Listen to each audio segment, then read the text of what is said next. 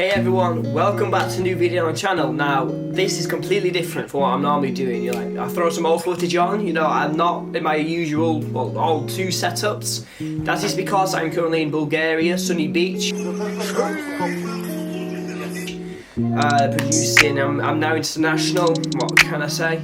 But yeah, jumping straight into this, I am reviving my YouTube basically. I've been away for 3 months, I've been I've been in Bulgaria, really busy. Some personal stuff came up. It's still going on, but it is what it is. You can't change that. But I decided I am going to revive I am going to go full on hard into my YouTube like I used to do. Every week there's going to be a new video. This week is a interview I did with James, right? James, I worked for James. I did one gig with him in Manchester. He's fairly new to putting on events. He got me in. I created an after movie for him, and he started his own podcast. I can't remember off the top of my head right now what that is about, but it basically is about I think it's about self-development, something like that.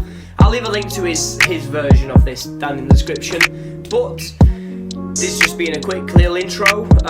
I am still here, I am still alive. I am going to be producing quite a lot of content for you guys. I'm busy in Bulgaria filming a lot of people. I took a picture with Jack.F a couple of days ago. I am very busy, right? But I am going to be getting this content out to you guys. So a little bit about this interview. I am the one actually getting interviewed as a videographer. So I'm not interviewing someone. I've got a ton more of those lined up for you guys. A lot of value for new people getting into this industry. But for right now, this is me getting interviewed, and it's a nice different change, different perspective, and we talk about what a client looks for. Like towards the end, I ask him some questions, and I ask him, what is a client looking for when they're hiring a videographer? Because there's a lot of interviews and stuff out there, a lot of resources, really good resources, but there's very few videos, resources, blogs, whatever it is, about actually sitting down with a client that you've done work with and talking to them, what they look for, who they decide to go with. But towards the back end of this, I do ask him those questions. So if you do want to find out what a client is looking for when they're looking to hire a videographer, this is the video for you. So without further ado, let's jump straight into this, and I'll see you on the next video. Jack, thanks for coming on. No problem, lovely to be here. Cool. First big question, how did you get into videography? Oh, that's a tricky one. So I guess I've always kind of been in the video space. So ever since I was little, I've been doing YouTube videos. I've had 50 different YouTube channels all my life. It's hilarious. But I kind of when I started, I guess I started when I started doing my dad's vlogs. So my dad used to be in property, and he used to watch Gary V. I don't know if you already knows Gary V or anything, but he does Daily V. And my dad was like, I want to do Daily V, but he changed it to D-Vlog, because his name's David D-Vlog. So he would go around with his little iPhone and his little I think it was the Gorilla. Yeah, the Gorilla. Those Gorilla ones where you can change it, a Gorilla tripod. And he'd go around filming that, and I was literally editing iMovie, and I was like, oh, I like this. I like slow things down. We used to live on the Pennines of West Yorkshire, and he would film the horses, and I would slow it down. So when you're they're really properly running and stuff like that. I was like, oh, so I guess I've kind of always had a little bit of an interest in it. And then I graduated high school, really bad grades. I've never been good in academia. So then I was like, oh, so I literally went to Burnley College. And I was like, I don't know what to do. And my dad was like, well, why don't you do media? Managed to get into media level 2. Don't know how the hell I got into that, because I didn't have good grades. By the grace of Allah, I did. And then I guess throughout college was 3 years. I've just kind of developed a hobby in photography and videography. But while I was at college, my dad used to do public speaking. And with public speaking, he would bring me along, and I'd do photos and video for him, really, really bad stuff, proper amateur level. But I used to love it. So that's how I kind of got into it properly, with my own little DSLR camera. By doing my dad's events. So that's kind of how I got into it. Now here I am. That's cool. Wow. And was it difficult, obviously, getting started out? Did you you must have had a lot of like imposter syndrome. How did you like deal with that? Yeah. So, in like what way? What kind of like Like in? obviously going to record your dad doing these talks and you being there Mhm. like, okay, I sort of know what I'm doing, but I'm not professional, but I'm getting there. Like, what was your Yeah. mentality around that? I mean, I've always been kind of like the introverted, quiet kid, but I guess throughout college, I've really grown. I've really changed. Like anyone knew me back then, like, oh, that's you, Jack. Yeah, But I was scared, but I just kind of like just didn't really think about it. I was just too obsessed with the camera and learning about it, like that. You know, when like you have an obsession that just kind of like trumps out of the other feelings, you just get like yeah. like a natural high, I guess. I was just so obsessed with the camera. I was scared. Oh, I was to the point where I was just like in the back of the room, just like on my little camera, like a proper weirdo. But yeah. I was stay out the way. But it was just I was just so obsessed with the camera, really, that I kind Wow. of just trumped the fear, and then I put myself out there more and more, and the fear just goes straight down. So do you have like, would you say you've got an end goal, or is it the process of doing the videos, recording that you love? I mean, it's both really. Like I do go kind of like with the flow a little bit. Like I have got an end goal, but if another opportunity comes along, I'll definitely take it if I like it. But the end goal for me is I want to go traveling around the world with big artists, filming them in different countries and stuff like that. I'm kind of nearly there. But that would be the end goal, going around the world and making content and kind of like bring my YouTube channel up. Because I Okay. don't know if you know him, it's called Peter McKinnon. He's like a big space in like the photography scene, Right. like freelance photography. So kind of like want to get millions and stuff like that. And yeah, just go traveling, making content with artists and doing my thing really. Nice. Not being And tied down to a 9 to 5. that's true. Yeah, yeah, exactly. And you're going abroad this summer, aren't you? Yeah. Talk a bit about that. So I'm going to Bulgaria. The way it happened, I never planned for that to happen. I don't know how it happened. Well, I do know how it happened, but like it's something you don't see. It comes up on your blind, says, "Whoa, I guess I'm going to Bulgaria now." So Yeah. basically, I've got my own little Instagram where I put all my work on and stuff. The official what it is Sunny Beach in Bulgaria. Right. It's called Sunny Beach Takeover. They're like the event organizers, but they own like the biggest nightclub in Bulgaria called DGV, and Okay. they followed me on their events organizer page, and I said, thanks for the follow, and they're like, yeah, no problem, you've got some cool videos, and then I responded to that by saying, if you ever need any videography photography, just let me know. And then they're like, we're based out in Bulgaria, kind of a little bit too far for you to travel. And then I just left them on red, and Yeah. about a week or two later, I was like, hang on, why am I being so stupid here? I have no plans for summer. It's coming up. It was about end of March. I've got nothing planned for the summer. Why don't I offer them? Why don't I come over to Bulgaria, do all your Yeah. content? Because COVID hit and they've got practically no new content, or they're using the content from 2019. So Oh yeah. they were actually looking for some videographers to come over and do all of this new stuff. So it was like perfect. It's like I never Wow. planned for it. It just kind of like clicks. Like, hang on. I'm not doing this, but then I can be doing that. Like it's Yeah. just no brainer, really. So that was via your Instagram, obviously the content you were Yeah. pushing out. They saw that you didn't go to them. That's crazy. Mm-hmm. It's good that then. It Yeah, it shows how is. you can like market yourself, doesn't it then? So you must be good Mm-hmm. at marketing yourself to that extent that you can Yeah. have new opportunities. That's cool. Yeah, it's all about the hashtags as well. You've got to have a certain hashtag. So I don't know how they found me or anything, but if I wasn't putting out content, they Yeah. wouldn't have found me. I wouldn't have the opportunity. So yeah. Wow. What was it that inspired you then right from the start? Was it one of Gary Vee's video or is there anyone else as well? What sort of inspired you? To get into like the videography photography scene. Yeah, that's that, yeah. Um, Honestly, I mean, thinking of it now, I guess I've just kind of always had a thing for video. Honestly, like I said, when I was younger, I used to like these proper cringy YouTube videos, like, "Hey guys, welcome to my Minecraft Let's Play." We're Yeah. here playing good Minecraft and stuff like that.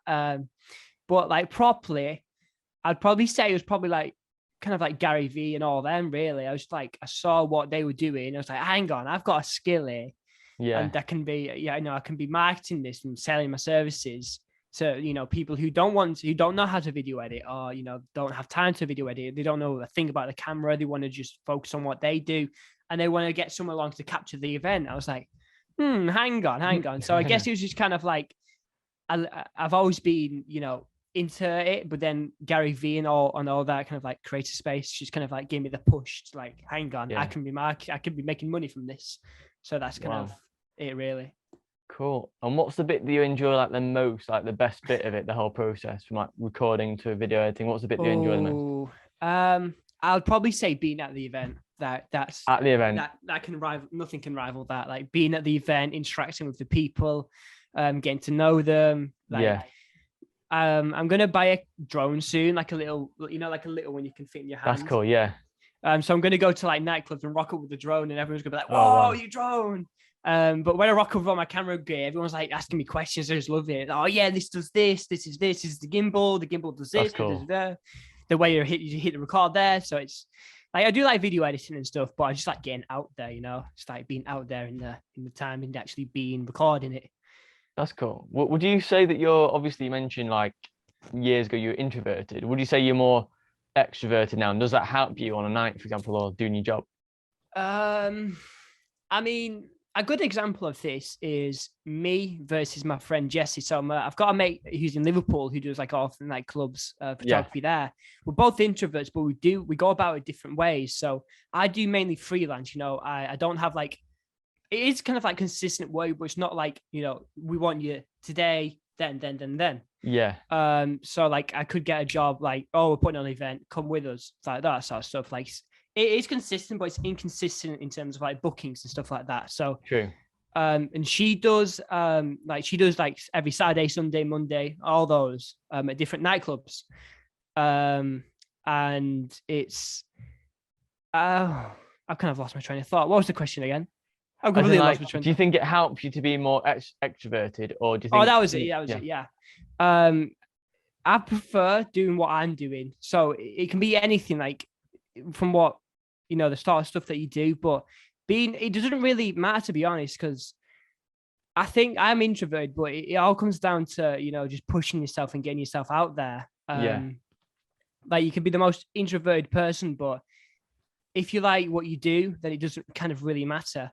But it only becomes a problem that I found is that when you get really, really busy, especially for me, like when I get introverted, you kind of like, I need my time to recover from doing like 5 events in the past like 2 weeks or something. I just like, oh, let me have a break. But if you're an extrovert, you can just keep going. You can keep going. Okay. Yeah. Makes sense. Yeah, super. And obviously you are where you are now. You're about to be booked for you've been booked for the summer, and that's like a massive step up for you.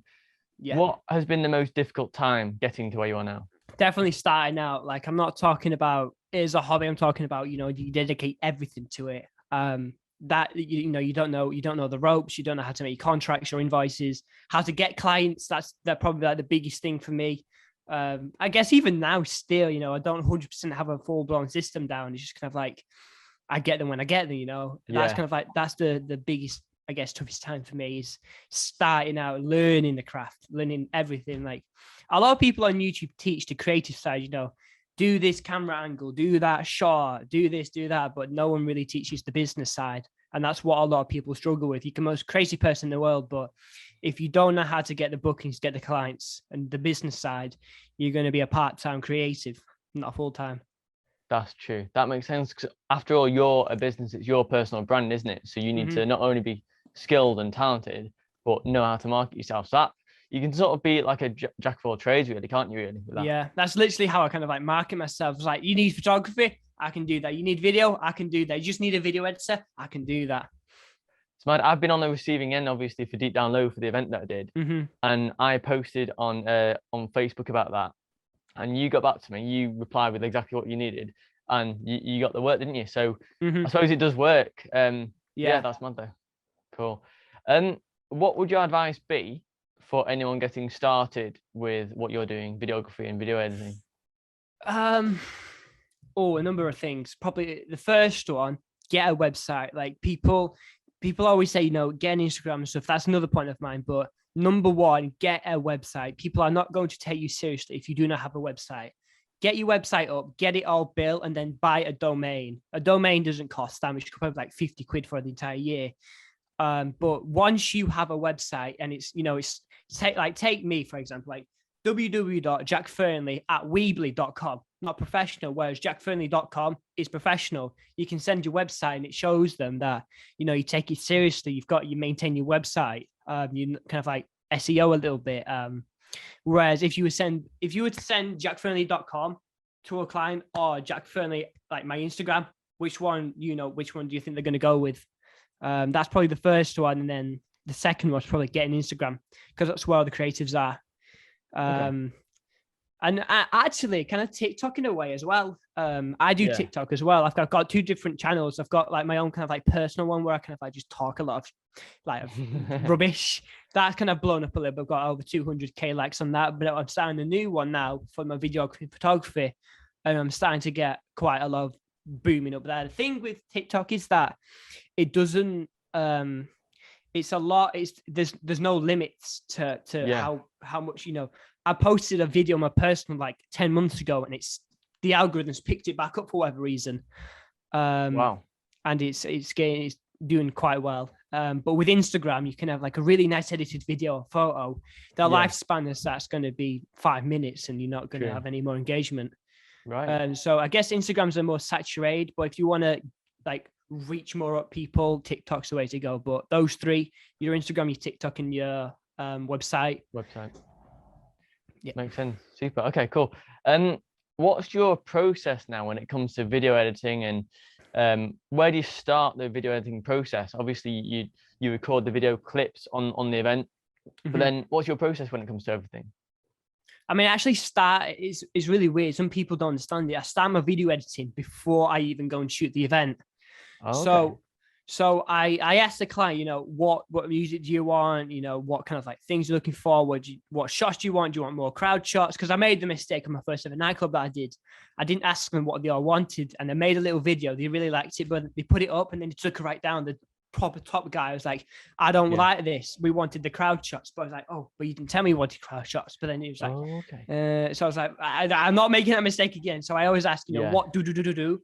And then they tell me what they said they want, like a crowd shots, candid shots of people enjoying themselves, no like fake post stuff. Oh yeah. I'll then, you know, get the music from them. The music's another really big part of it, because if your visuals don't match the track, it's going to look wonky and weird. Right. So I get the track, I get the shot list, so like the brief from them, and then I storyboard and do my shot list from that. And then kind of like have a rough idea, kind of like the scaffolding, I guess you could say. Yeah. And then I go out with my list and then shoot the event and get the shots that I need to build a proper good video for them.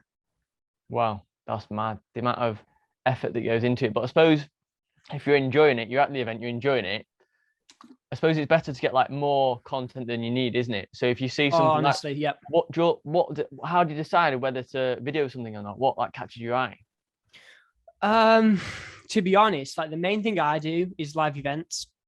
Yeah. And that's the full-blown one. I mean, anything really. Like if I see a girl enjoying herself in the corner, I'll go over, boom. Yeah. Like it's just being on top of it. You've got to be on top of the event. Like if you see someone about to, you know, take like, say you're at a wedding doing wedding videography or something, you'd see like someone's in the corner about to, you know, take the cork off, and it's going to go. Whoo. Yeah. You got to get straight over to capture it. You know, you can't be messing around, kind of waiting for them to. You've got to be like everywhere where something can happen, just in case. Yeah. Yeah.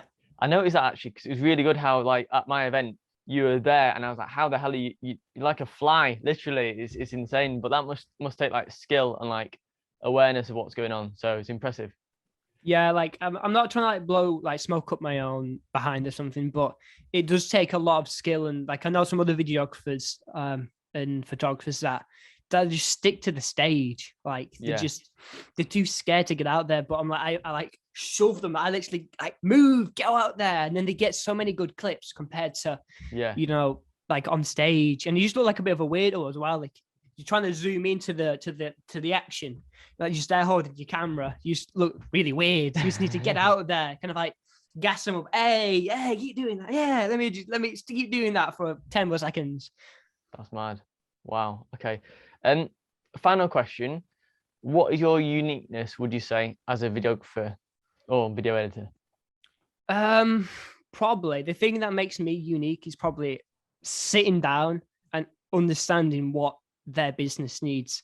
Because a lot of videographers, so like come to you, like you go to them, book them, and like, yeah, this is my rate, I can do this. But what I actually do, I like to get down on a call if possible with a client and say, you know, this is what I do. I don't know if I'm going to be the right match.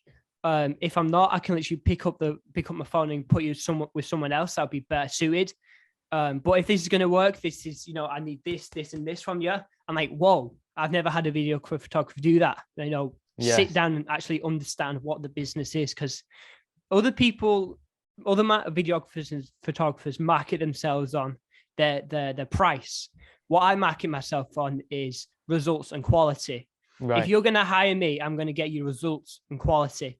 And that, I guess, in a way, I'm going to go a bit of a tangent here, but kind of shoots down another pet peeve of mine that's in another part of this industry. Because when you're starting out as well, you don't know how much to charge, but people are always like, well, this will be a lot of good exposure. This will be, you know, I've got future work planned up. But it really does annoy me, because if you're going to get exposure, I can't pay my rent with exposure. You know what I mean? Like, I can't buy food with exposure.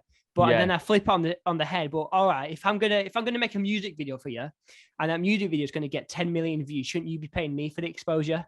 That's that kind of like whole value exchange, isn't it? Like, who should be giving who value? You know what I mean? Yeah, and people seem to think that with videography you can just, like, I don't know, I guess devalue them, kind of like, because a lot of people don't have a backbone. Like, I've turned a lot of work down, you know, because they didn't value me. So I was like, all right, cool. I'm not, you know, I can pick up the phone, put it with someone else, regretting that, you know, here's this guy, here's my mate, da, da, da, da, da. But you just got to know your value, and you can't let people walk all over you. True. Makes sense. Well, thanks for coming on to this podcast, Jack. Much appreciated. And speak to you soon. Speak to you soon. Lovely to be here. And cut. Right to your sound. Right, cool. My questions. Do you want to do the intro for this, or let me know whenever you want to start, and I'll just go from your lead? Let's just roll with it, to be honest. I can do another clip before I like edit all and stuff like that. Yeah, cool. So here we are, guys. I'm with James. This is a previous client of mine. James, tell us a little bit about yourself. Yeah, cool. Cheers, Jack. So my name's James, and recently, since the pandemic, I've had this idea of organizing an event where I absolutely love bass house music and future house music, and I can only ever get that so far whenever I go to Creamfields Music Festival near Liverpool. And basically, it annoys me that I can't find any in Manchester. There's Warehouse Project, but that's more techno and tech house, nothing like more bass housey. So I had this idea before the pandemic, actually, to create this event whereby people would also vote for the tracks they want playing on their phone. Because I've noticed, like, on Twitter, and when I've been on nights out, people sort of shout at the DJ, like at the booth, and say, "Oh, can you play this? Can you play that?" And I'm also a DJ in the spare time, and I've been to a few gigs where I've played, and people say, "Oh, can you play this?" And I can't hear them, and I don't know what track it is, and I've not got it on my playlist, sort of thing. So it's like, well, how can we solve this? And I was like, well, if there's like a voting system where people can upvote or downvote or request tracks on it, that's the idea. Let's see if 20 or 30 people within the same audience vote for a certain track. The DJ is obviously going to play that, aren't they? So it makes the DJ's job a bit easier.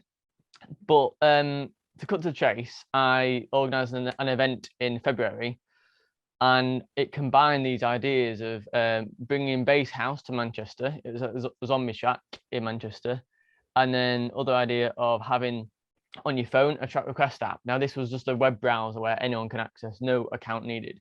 And it went really well. And I was looking for, because it was a first of a kind event, I wanted to have, for like memory and also for marketing, someone to do videography, someone to record and edit clips for the video.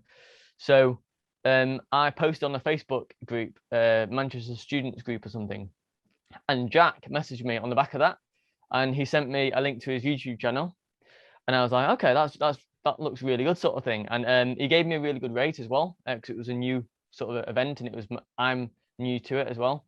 So I appreciated that, and I thought, yeah, let's give him a go. And he was very professional, and Yeah, I'll let you continue asking the questions now anyway, but yeah, that's my experience. I mean, you've kind of led on to my next question, really. You know, what is it that you look for when hiring a videographer or photographer to come and capture your event? Oh, so I'll be completely honest here. My main fear with what could go wrong with the event wasn't anyone bottling anyone, surprisingly, because we had bouncers. It wasn't the music, because that was tested. The only thing that wasn't tested was the demand for it, so attracting people there. Now, this first event, it was mostly my friends and then friends of friends. It was word of mouth. I did try flyers and that, but you never have 100% like conviction that people will turn up. So I was like, how can I?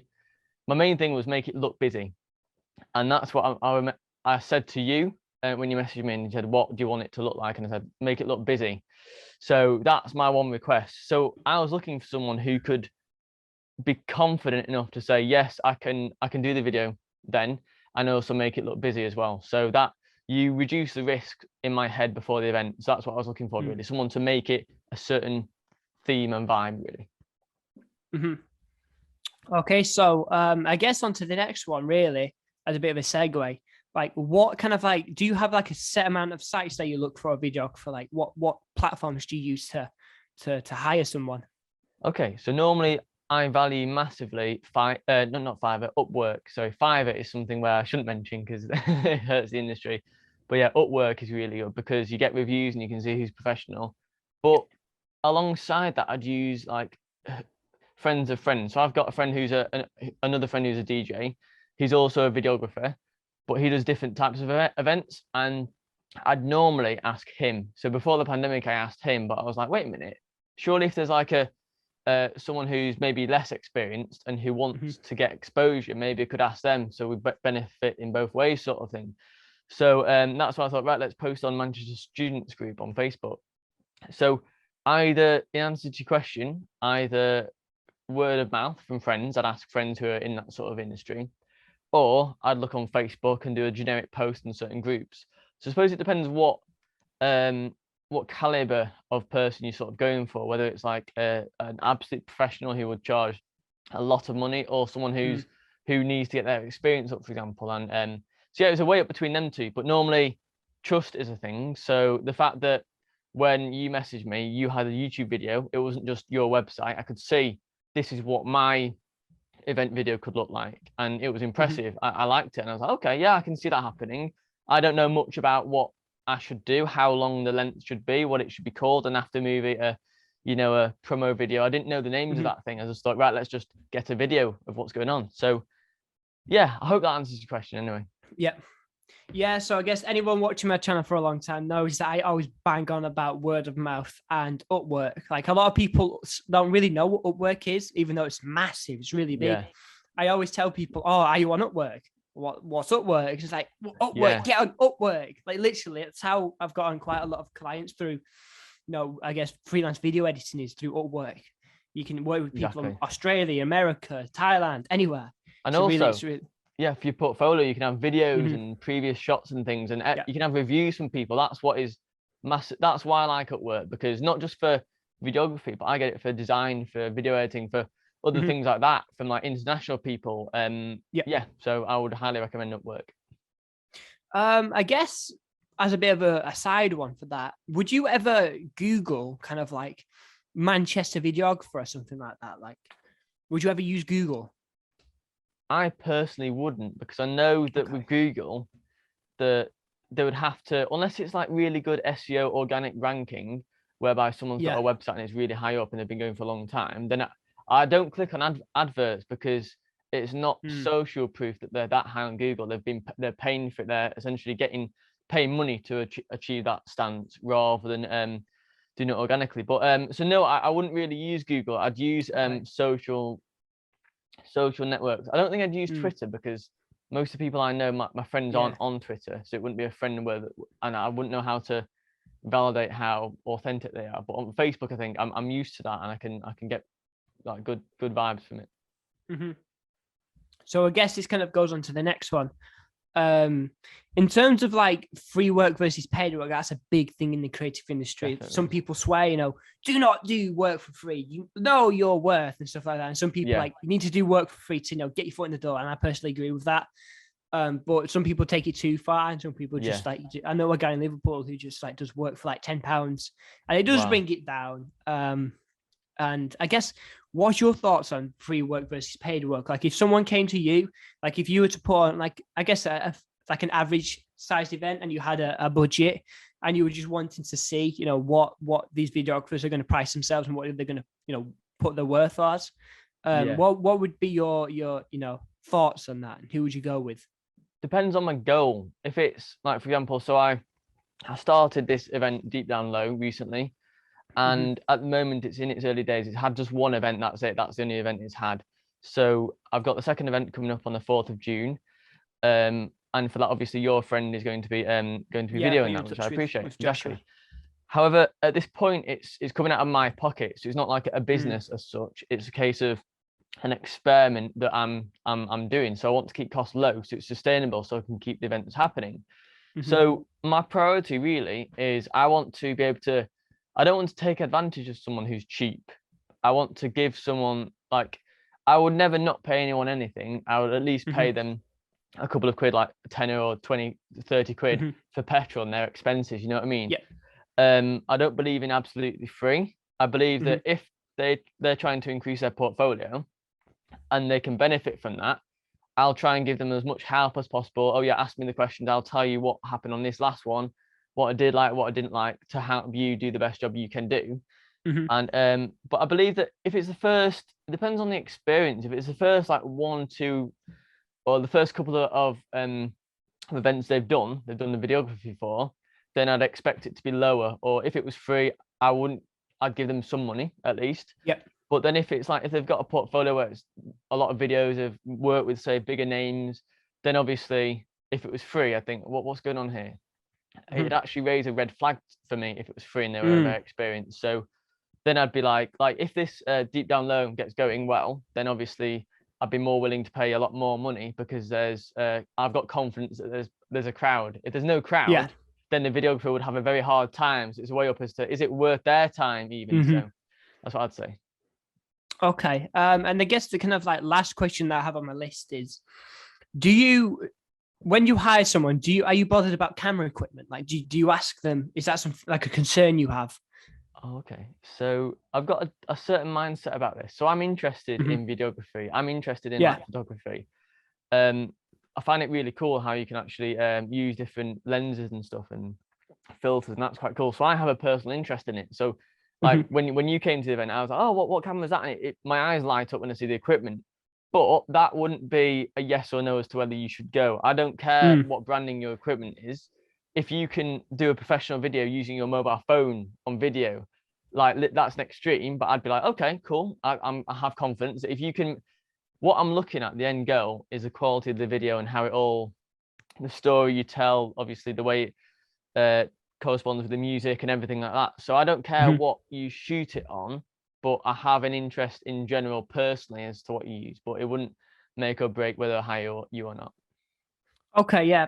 But I guess on the back of that, would you, if you were going to pay someone a set amount of money and they turned up with their, I don't know, like, say, phone, would that be like a red flag or something? On the night, I'd be like, so I used to judge people straight away, like judge things and people, and say, well, that's not right, that's not right. But nowadays, the quality of different technology, you can't really, I don't question as much. I just assume, well, they've come here saying that they're going to make a 40 second like after movie, professional version sort of thing, and I've seen what they can do in the past. So if they've done that on what they've got now, a little mini camera, then fair play. I might be like curious to see the video quality afterwards, but I'm not gonna send them home I'm just gonna say, okay, cool, nice, let's see what you can do with it. So it might be a red flag, but it wouldn't stop me from continuing them with what they're gonna do. I'd just be curious to see the result with that. Okay, well, that's all of my questions. Thank you for coming on. And yeah, if we want to do this again, I'll have some questions from some of my viewers. We can make it happen again. Wonderful. So thank you for coming on. Yeah, no worries. And I'd love to speak again after you've come back from your international job. Oh, it's going to be good, cool yeah. To interview. Cool. No worries. Yeah, cheers for having me on, Jack.